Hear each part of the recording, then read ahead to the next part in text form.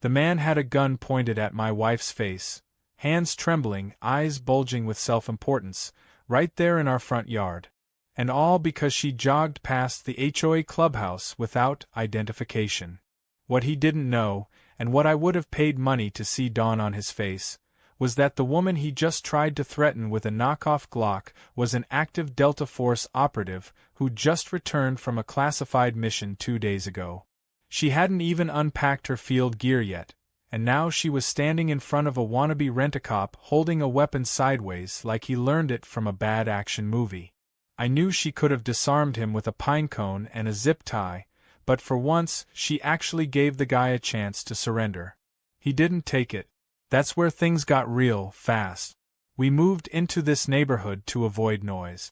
Ironic, really, considering my wife once defused explosives in a thunderstorm during a hostage rescue. But she wanted quiet. Something normal. She wanted to jog in peace, tend the garden, maybe start a chicken coop. And I, cybersecurity nerd, extremely indoorsy, just wanted a basement with good fiber internet. We found this HOA neighborhood tucked outside the city, marketed as a private, secure, family-focused community. They had glossy brochures and words like sanctuary, community spirit, and optional monthly events. Nowhere did it mention armed cosplay enthusiasts patrolling the sidewalks like it was a Call of Duty map. We should have known something was off when we saw the golf carts. 4 of them lined up outside the clubhouse, each one painted matte black with white block letters. HSD, the Home Safety Division.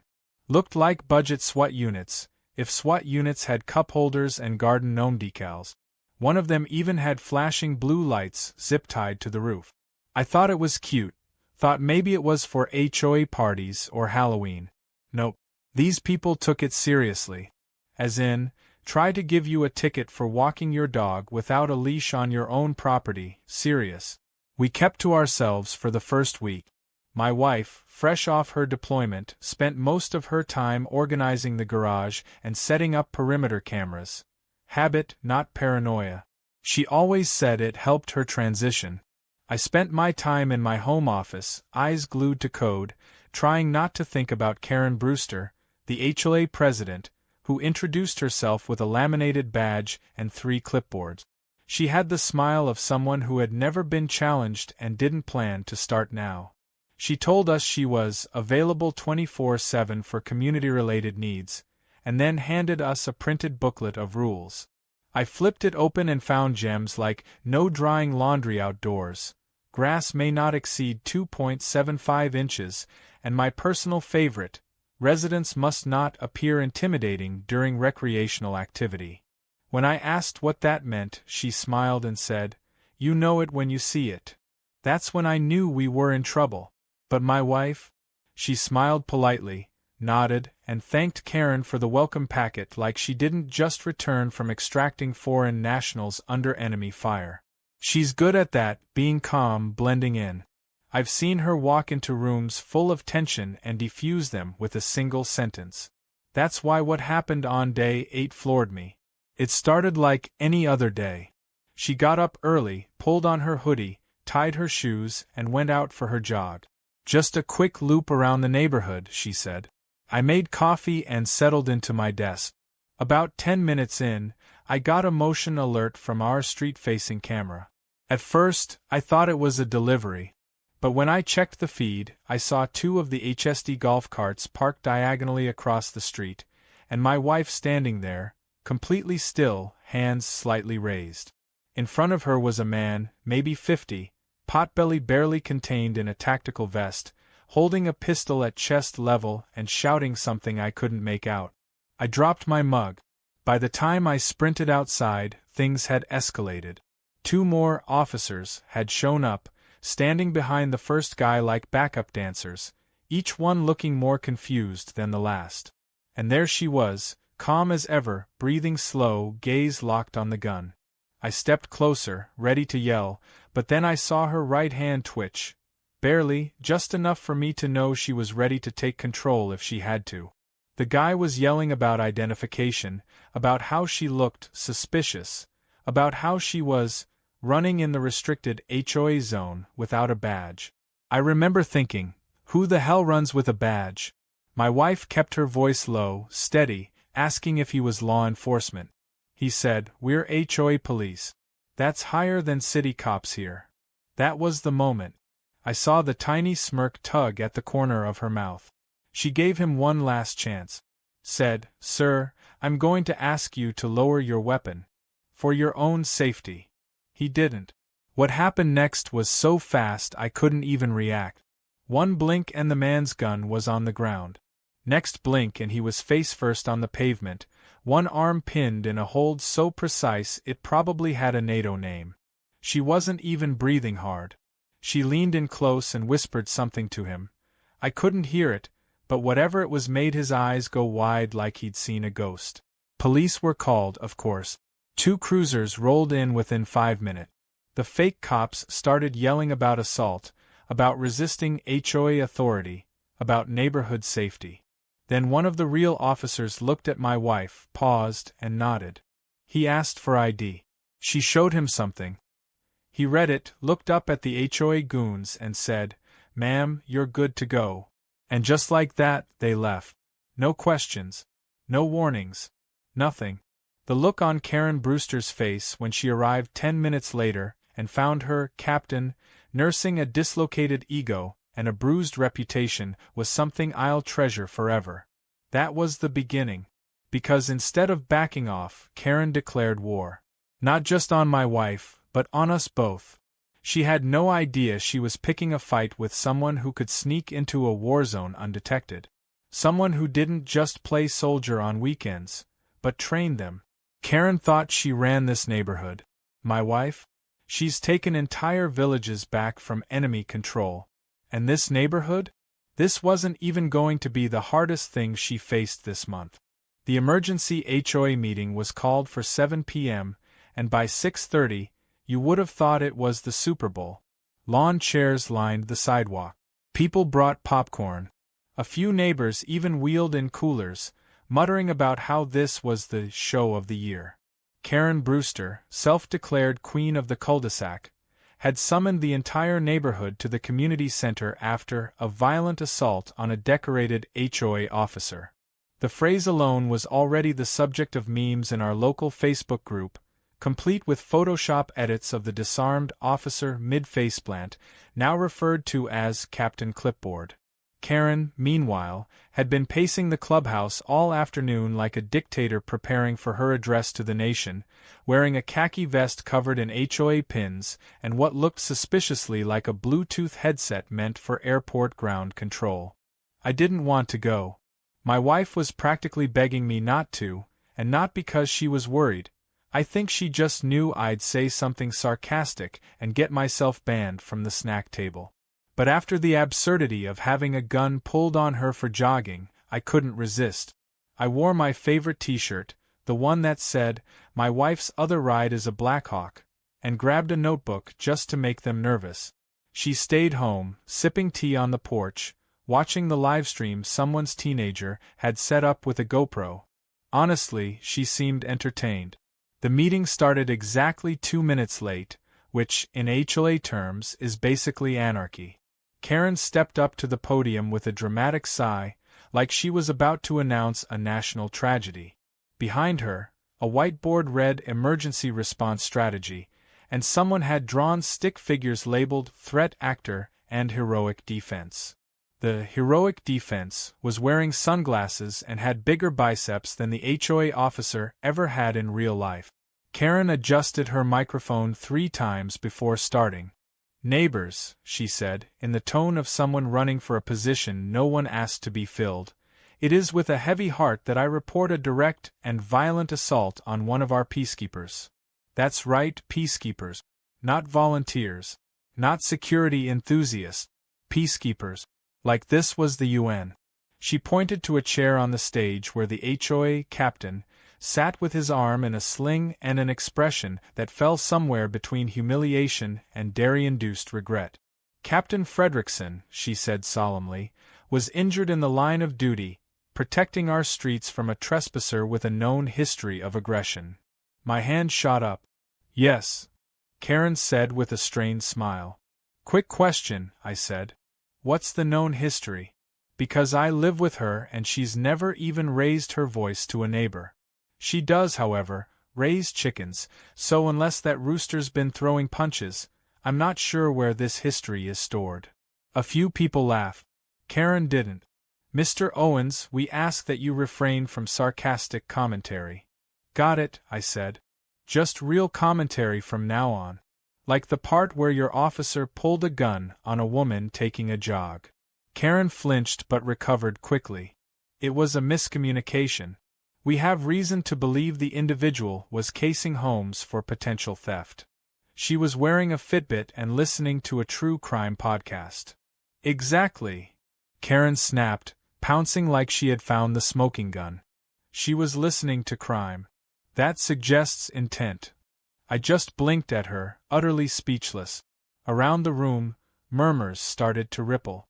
Even people who'd previously just wanted to avoid fines were now starting to question why their HOA fees were being used to fund fake tactical vests and golf cart sirens. Then came the body cam footage. See, what Karen didn't know was that one of the HOA officers had invested in a body camera, trying to emulate the real cop. He wore it to feel official. What he forgot was that it had Wi-Fi sync to the cloud. And someone, one of the kids in the neighborhood, bless him, hacked into the feed and uploaded the whole altercation to a shared drive. 5 different people brought laptops to the meeting. The second the footage began rolling, there was no going back. There she was, my wife, calmly jogging, earbuds in. The officer's cart screeched to a halt in front of her. He shouted something incoherent about trespassing. She paused, confused, pulled out an earbud. More shouting. Then the gun came out. Audible gasps filled the room. Then, in less than 3 seconds, she had disarmed him and placed him on the ground. She didn't even bruise him. Just a textbook hold. Safe. Efficient. Non-lethal. When the footage ended, the room was silent. Not out of fear, but realization. Karen's narrative had collapsed like a cheap folding chair. Someone in the back muttered, "She should be running the HOA." Karen slammed her clipboard on the podium. Enough. That footage is unauthorized. It doesn't represent the full context. What context? Someone asked. That your guys are cosplaying as cops and pointing guns at residents? What context makes that okay? Karen tried to regain control, calling for order, but it was done. The curtain had been pulled back. People began asking questions. Real questions. Where were their dues going? Why did they need an HOA police force? Who authorized weapons? What training had they received? The answers were vague, contradictory, and laced with bureaucratic nonsense. Later that night, as I walked home under the street lamps Karen insisted on dimming to reduce light pollution, I felt something shift in the air. The power she had, rooted in fear, confusion, and paperwork, had taken a major hit. People weren't just questioning her anymore. They were rallying. And for the first time since we moved in, I saw a neighbor wave without looking over his shoulder first. Back at home, my wife was sitting on the porch, boots up, sipping tea. "How was it?" she asked, not even glancing up. "Better than cable," I said. "You're famous now." "I saw," she replied with a small smile. "Someone made a gif of me disarming him. It has over 2,000 shares." We sat in silence for a moment, the crickets chirping louder than the HOA had ever allowed. Then I said what we were both thinking. "She's not going to back down, is she?" "Nope," my wife said, draining her cup. "She's going to escalate." And she did. With fines. With threats. With new rules that didn't exist a week ago. But she had no idea she was writing checks her clipboard couldn't cash. And while Karen was busy crafting her next HOA decree, my wife was already preparing her next move. Not with weapons. Not with violence. But with intel. With networks. With the same precision she used in the field. Because this wasn't just about our yard anymore. This was war. Suburban, passive-aggressive, golf cart-laced war. And we were just getting started. The first envelope came 3 days later. Certified mail. No return address, but we both knew exactly where it came from. My wife opened it without a word, scanned the letter, and handed it to me with the kind of look that said, "This is going to be fun." It was an official notice from the HOA claiming that she was in violation of multiple community standards. Apparently, excessive aggression was now a finable offense. So was intimidating presence, failure to display neighborhood ID, and my personal favorite, running with hostile energy. The total? $1,470 in fines. Due immediately. Non-payment would result in additional enforcement actions. My wife set the letter down and calmly reached for a pen. She flipped the paper over, jotted down a list of names and dates, and muttered, "She just escalated to the wrong level." Karen hadn't just declared war. She'd doubled down on her nonsense. The HOA had passed 6 new bylaws overnight. None of them voted on, none legally filed with the city. One of them required all residents to wear visible identification while walking in public spaces. Another gave the HOA security team the power to issue fines on site. Then came the kicker. A new clause stating that anyone who posed a threat to communal peace and harmony could be reported for expulsion from the neighborhood. Expulsion. Like this was a private college, and Karen was the dean of delusion. The funny part was that Karen still believed she had the upper hand. She was used to dealing with residents who just grumbled quietly or moved away. What she didn't realize, what she could not possibly comprehend, was that my wife had a long, documented history of dismantling operations 10 times more organized and 1,000 times more dangerous than this one. And she was very, very good at it. The retaliation started with a restraining order, filed in the county court, full of ridiculous language accusing my wife of militant behavior, psychological warfare, and tactical manipulation. Karen submitted heavily edited footage to back up her claims, conveniently cutting out the moment where her captain pulled the weapon. Unfortunately for her, the court had already received the unedited footage from several concerned neighbors. The judge tossed the filing so fast it barely touched the desk. Still, Karen didn't stop. She sent more fines, more letters, threats of legal action. HOA patrols started driving past our house every hour, sometimes parking nearby and pretending to take note. One of them aimed a speed gun at our mailbox. Another crouched behind a bush with binoculars. These were grown adults with nothing better to do than harass a woman who could disable an entire surveillance network with her left thumb. That's when my wife made a call. It was a short conversation. I only heard her side. A few yes sirs, a few nods, and then, "Thank you, I'll handle the rest." She hung up and turned to me. "We're on the record now," she said. "Let's see how deep the rabbit hole goes." The next day we started digging. Public records, property filings, financial disclosures, all technically accessible to any homeowner, but most people didn't bother. We did. And what we found was hilarious and horrifying. The HOA had been funneling money through a landscaping company called Verdant Horizon LLC. Problem was, the company didn't exist. Not in any real sense. It was a shell, set up under the name of a cousin of one of the HOA board members. Coincidentally, the same captain who pulled the gun. Over the past 3 years, the HOA had paid Verdant Horizon nearly $180,000 for beautification projects. According to the records, they had installed 8 fountains, repaved 3 roads, and landscaped over 30 public gardens. In reality, 2 fountains existed, none of the roads had been touched in years, and the public gardens were weeds growing behind the dumpster by the clubhouse. My wife cross-referenced the payment records with footage from her security system. Time-stamped, clear video showing no work ever occurred on the days listed. It was a cover-up. Badly done. Sloppy. But enough to get the attention of the right people. She sent the files to an auditor. Not just any auditor, a federal one. It took a few favors, but she got a formal inquiry launched into HOA financial mismanagement. Within 48 hours, a request for records was sent to the board.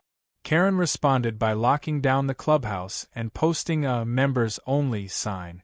One of her goons stood at the door with a clipboard and what looked like a leaf blower repurposed into a deterrent device. Meanwhile, residents started asking questions. Real questions. Why were their dues going up every year? Why hadn't the promised upgrades ever appeared? Why were they being fined for things like excessive porch furniture and non-regulation flags? A few brave souls even walked door to door, handing out copies of the audit summary my wife had created. We kept the tone factual, clean, professional. No name-calling. No accusations. Just numbers. Just proof. Karen panicked. She hosted a live stream. Yes, a live stream, to address the smear campaign. She sat in front of an American flag, wore a blazer 3 sizes too big, and referred to herself as Madam President at least 6 times. She claimed the audit was fake, that the footage was deep-faked, and that my wife was part of a coordinated domestic threat group. That last one was bold, especially considering my wife had been awarded 2 Bronze Stars and was still actively serving under military clearance. Then came the twist we didn't see coming. During a quiet evening, my wife received an encrypted message. It wasn't from the usual channels. It was short. Simple. 4 words. Need to verify status. She typed out a quick confirmation. 5 minutes later, her phone rang. A voice she hadn't heard in years came through, calm, firm, direct. It was a former commander. He asked for a briefing. Asked if she was okay. Asked if she needed backup. Not the kind with guns. The kind with signatures. Legal, surgical, final. She declined. Politely. But the implication was clear. Karen had accidentally stepped into territory far above her HOA badge's pay grade. She had brought heat on herself from a place no homeowner association was prepared to deal with. And the most ridiculous part? She still didn't know it. She still thought she was fighting a neighborhood dispute, still thought she could bully her way through with threats and fines. That night, over dinner, my wife quietly typed up a document and printed it. She folded it carefully and placed it in a labeled envelope marked Karen Brewster. It wasn't a threat. It wasn't a warning. It was a cease and desist order. Not one she typed herself, either. It was from a federal office, signed, dated, and legally binding. I asked what came next. She smiled faintly and said, "Now we let the law do what it does. But if they stall." She didn't finish the sentence. She didn't have to. The envelope was delivered at exactly 9:01 a.m., hand-delivered by a courier in a navy blue windbreaker with government insignia on his shoulder and mirrored sunglasses that never left his face. He didn't say a word, just handed Karen the papers and walked away. According to a neighbor who witnessed the exchange, Karen stood frozen on the front porch for almost a full minute before scrambling inside, clutching the envelope like it was ticking. That was the moment things shifted. The HOA clubhouse doors stayed closed for the next 2 days. No patrols. No golf carts. Not a single sighting of Captain Clipboard or his fake radar gun. Karen went quiet, and for a moment, it almost seemed like the storm had passed. But we both knew better. Silence was never the end. It was just the inhale before the scream. My wife, however, treated the pause like an opportunity. With Karen off her soapbox and the patrols laying low, she launched what she called Operation Curb Appeal. She called it that with a straight face too, like it was just another field mission with a theme. Only this one involved printers, clipboards, and a surprising amount of clip art.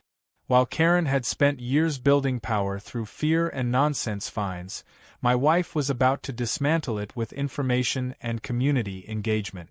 The HOA had ruled the neighborhood through silence and intimidation. She was about to flip that dynamic on its head. She started small. Flyers. Not angry or accusatory, just clear bullet points. Where the money went, where it didn't, which bylaws were never legally filed, and which members of the security team were either related to Karen or directly benefiting from made-up roles. She listed the number of fake violations issued in the past year, the amount collected in fines, and where those payments ended up. Everything was sourced. Everything was true. We distributed the flyers door to door. No drama, no confrontation. Just left them under doormats and clipped to mailboxes with friendly note. Next came the lawn signs. They were hilarious. Professionally printed with phrases like HOA, helping oligarchs abuse and smile. You're being fined for blinking. One had a cartoon of Karen's face on a gavel with the caption, "Obey or pay." These signs started popping up like mushrooms after a rainstorm. Within 3 days, at least 20 homes had one on their lawn. Karen sent out an urgent HOA bulletin threatening sanctions for signage, but no one took it seriously anymore. The community was shifting, and fast. Then came the public hearing. A few residents, led by a retired lawyer named Mrs. Hillman, petitioned the city council to formally investigate the HOA's legitimacy. Enough signatures were collected to warrant a special session. Karen tried to block it, of course, claiming the council had no jurisdiction over internal community matters. That argument lasted about 8 seconds before the council president informed her that any organization collecting fees and issuing citations under the pretense of legal authority was absolutely within their jurisdiction. We arrived early. Karen arrived late. She brought a binder the size of a phone book and an air of smug desperation.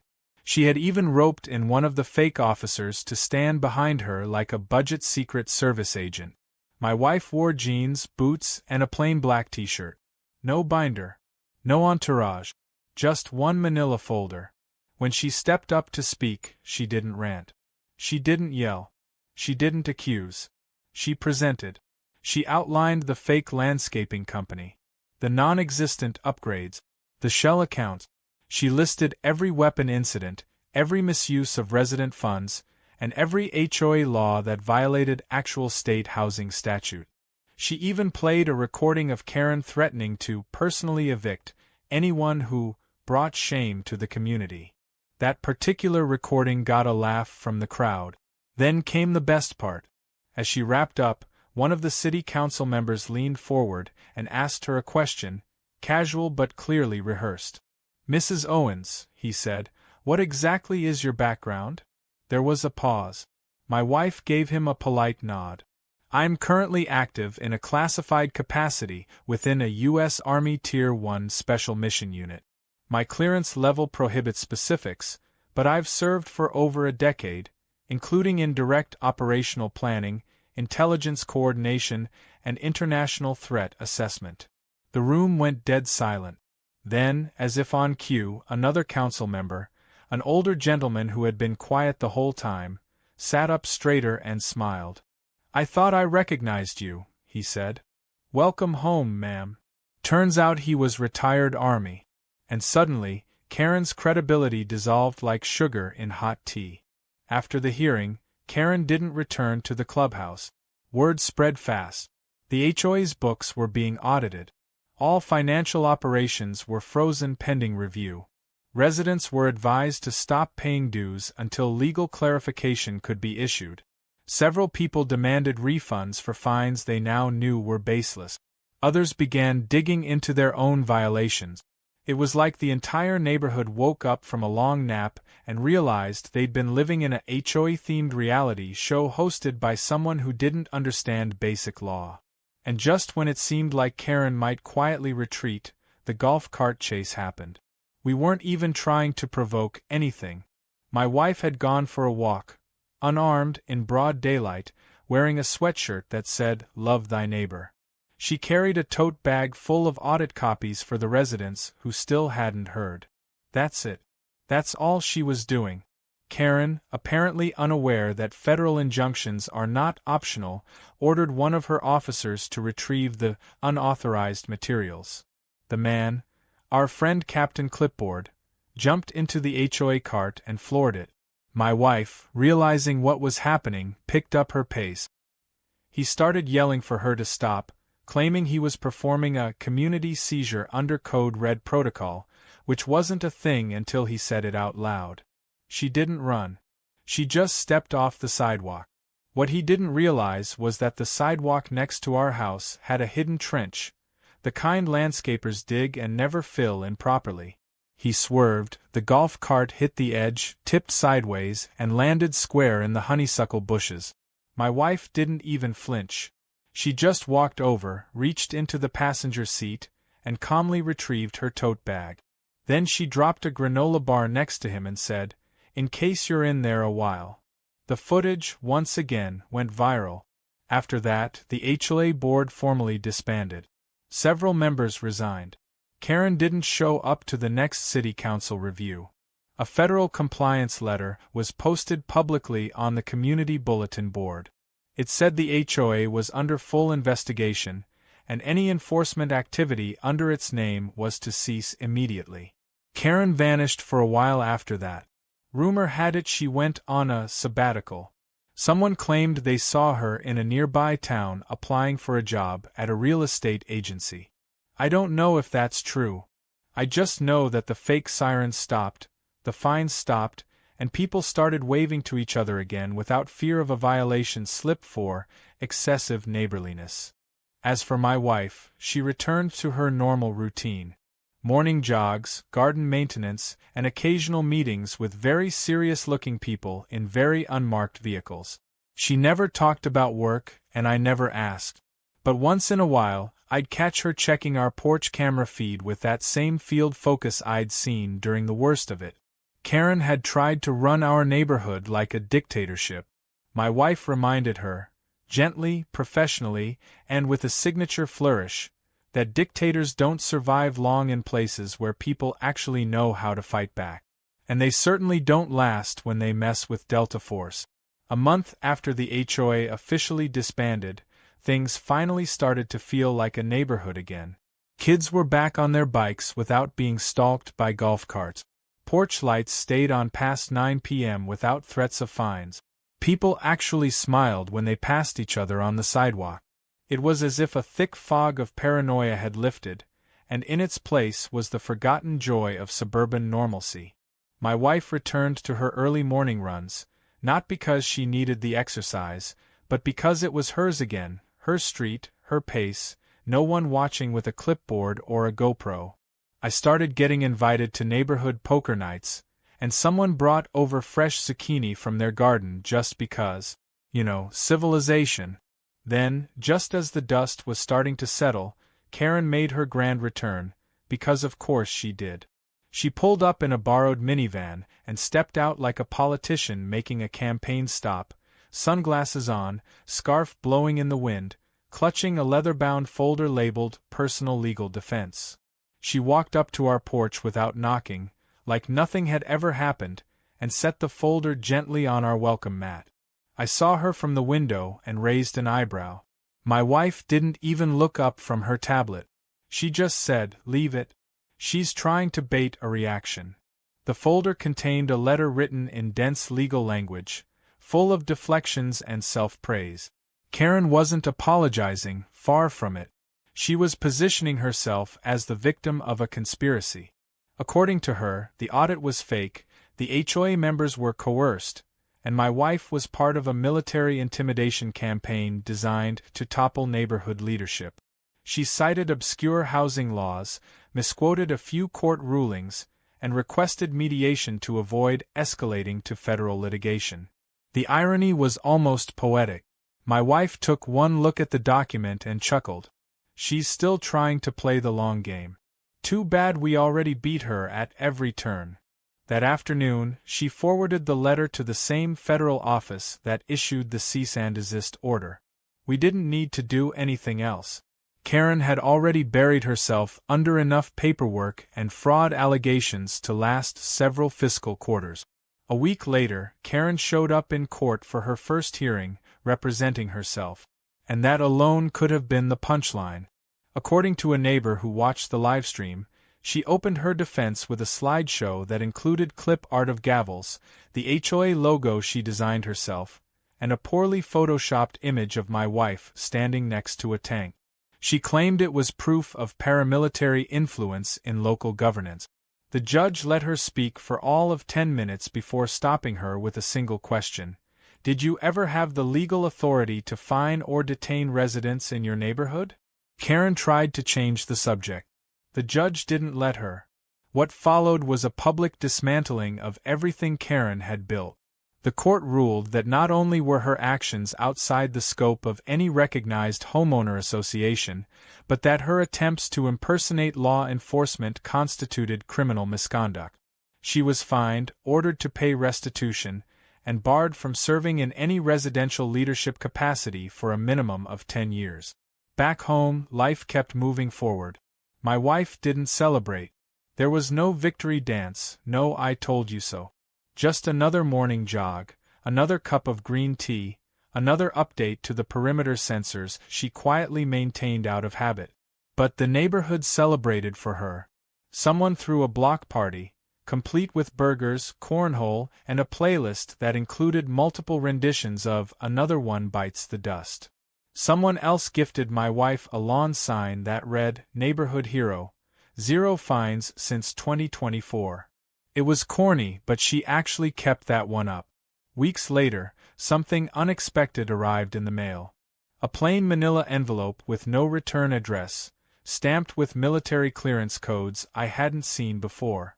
Inside was a single certificate, an official commendation from the Department of Defense for exceptional conduct and civilian oversight in defense of constitutional rights. There was no ceremony, no medal, just the document and a handwritten note. We're proud of how you handled it. See you soon.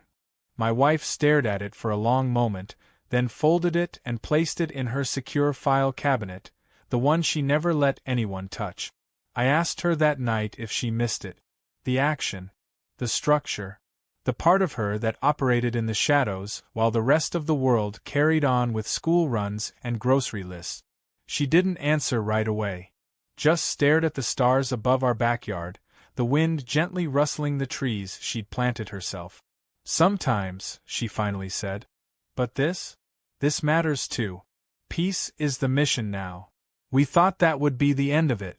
But there was still one last twist. Late one evening, just as we were cleaning up from a neighborhood cookout, a black SUV pulled up at the edge of the street. Not tinted like a threat, clean, polished, unmarked, but official in its own quiet way. A man stepped out, suit tailored, haircut military precise. He greeted my wife by her first name. They didn't shake hands. Just nodded at each other like two people who'd been through something and didn't need to say it out loud. He handed her a sealed envelope. She read it in silence, expression unreadable. Then she looked at me, and there was something in her eyes I hadn't seen in a while. A flicker of that old intensity, the one she wore before a deployment. Not fear. Not even excitement. Just certainty. She turned to the man and said, "When do I leave?" He replied, "Transport is ready at dawn. You'll be briefed en route." She nodded once. No hesitation. No goodbye. That night, she packed light. She didn't tell me where she was going or how long she'd be gone. She just placed a note on my desk before bed. It said, "Karen was just the warm-up. This is the mission." No signature. No details. Just that. At sunrise, I watched her walk to the SUV, calm and steady, the way she always was. She didn't look back. I didn't expect her to. She had a job to do, somewhere in a world that still needed people like her. I stood on the porch with a cup of coffee, watching the SUV disappear down the street, and smiled. The new HOA president, by the way, is Tom. Retired postal worker. Great guy.